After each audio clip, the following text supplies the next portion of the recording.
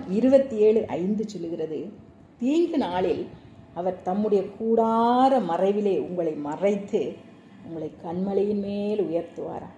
கூடார மறைவில் மறைத்து. அப்போ கூடாரம்னா யாரு? கூடார மறைவு எங்கே இருக்குது? யார் அந்த மறைவில் நம்மளை மறைத்து வைத்திருப்பார் என்பதை முதலாவது நம்ம அறிந்து கொள்ள வேண்டும்.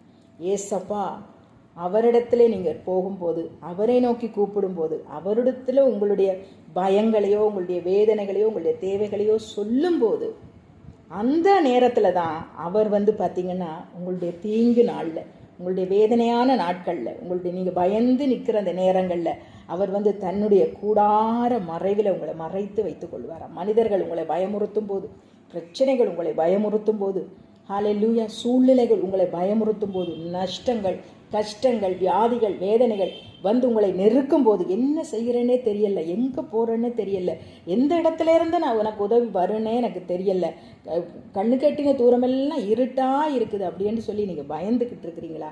அந்த நேரத்தில் நீங்கள் யாரை நோக்கி கூப்பிடணுமா? ஏசப்பா அவரை நோக்கி நீங்கள் கூப்பிடும்போது அவர் உங்களை எவ்வளோ பெரிய பிரச்சனையாக இருந்தாலும் தன்னுடைய கூடார மறைவில் உங்களை மறைத்து அந்த பிரச்சனைகளுக்குள்ள இருந்து உங்களை வெளியில் கொண்டு அந்த கூடாரத்தின் மறைவில் நிம்மதியாய், சமாதானமாய், சந்தோஷமாய் அந்த மறைவில் இருக்கும்படியாய் உங்களை தப்புவித்து அந்த கூடார மறைவில் மறைத்து வைத்திருக்கிறது மட்டுமல்ல, அந்த பிரச்சனைகளுக்கு உங்களை தப்புவிக்கிறது மட்டுமல்ல, அதெல்லாம் முடிந்ததற்கு அப்புறமாய் அவர் என்ன செய்கிறாராம்? உங்களை கண்மலையின் மேல் உயர்த்துகிறாராம். ஹல்லேலூயா.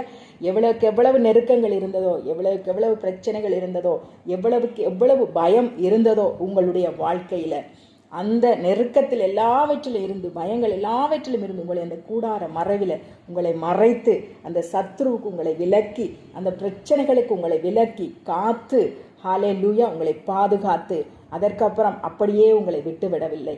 அந்த சூழ்நிலைகள் இருந்தெல்லாம் ஒரு விடுதலையை கொடுத்து, ஒரு பாதுகாப்பை கொடுத்து அவர் உங்களை கண்மலையின் மேல் உயர்த்தி வைப்பாரா. ஹல்லேலூயா. உங்களை ஒரு ஆசீர்வாதமான ஒரு வாழ்க்கைக்குள்ளே அவர் கொண்டு போகிறதை பார்க்க முடிகிறது. இந்த வசனம் அப்படித்தான் சொல்லுகிறது. எவ்வளவு நெருக்கமாக இருந்தாலும், எவ்வளவு பிரச்சனைகள் இருந்தாலும், எவ்வளவு கண்ணீர் இருந்தாலும் அவர் உங்களை அந்த கூடார மறைவில் ஒளித்து வைத்து, ஹல்லேலூயா, ஒளித்து வைத்து பார்த்து, ஹல்லேலூயா, ஆசீர்வதித்து, பலப்படுத்தி, தைரியப்படுத்தி, உற்சாகப்படுத்தி உங்களை கண்மலையின் மேல் உயர்த்தி வைக்கிறாராம். எவ்வளவு பெரிய தெய்வம், எவ்வளவு பெரிய ஸ்லாக்கியம், எவ்வளவு பெரிய பாதுகாப்பு. அவருடைய கூடாரத்திற்குள்ளே இன்றைக்கு நம்ம போவோம்.